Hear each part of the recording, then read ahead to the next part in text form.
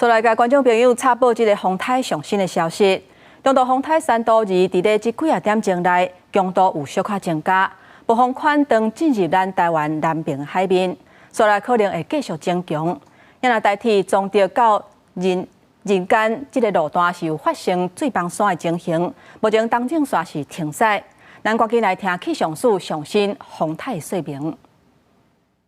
山头的台风在早上8点的位置，已经来到鹅銮鼻南东方大概250公里的海面上，目前还是以每小时9公里的速度往西北西的方向，往巴士海峡方向持续前进。现在我们发布的海上警报及陆上警报区域，依旧是在陆上是台东、恒春以及屏东，海上则是 东南部海面、巴士海峡、东沙岛海面以及台湾海峡南部，当然随着台风逐渐在靠近，这些海上及陆上警报区域就会在增加。另外也提醒大家，目前台风是中度台风，我们预估它在往我们这边靠近的时候，还会有一些增强的空间，而且在影响我们的这一段时间，尤其在接近这段时间，会维持它这样完整的结构来影响我们。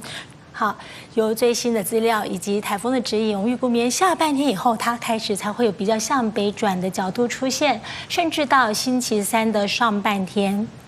还逐渐极可能从南部北上。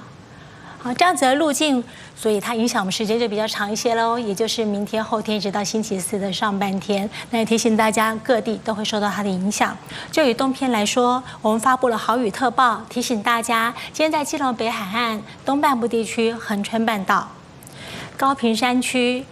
桃园山区、大台北山区会出现局部性的大雨，尤其在花东地区、恒春半岛将会出现局部性的豪雨。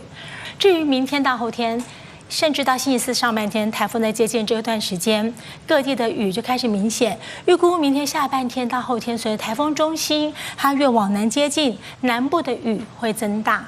明天下半天开始，至于北部地区，也是在明天下半天以后，雨也会增大。就这样的降雨，我们预估明后2天，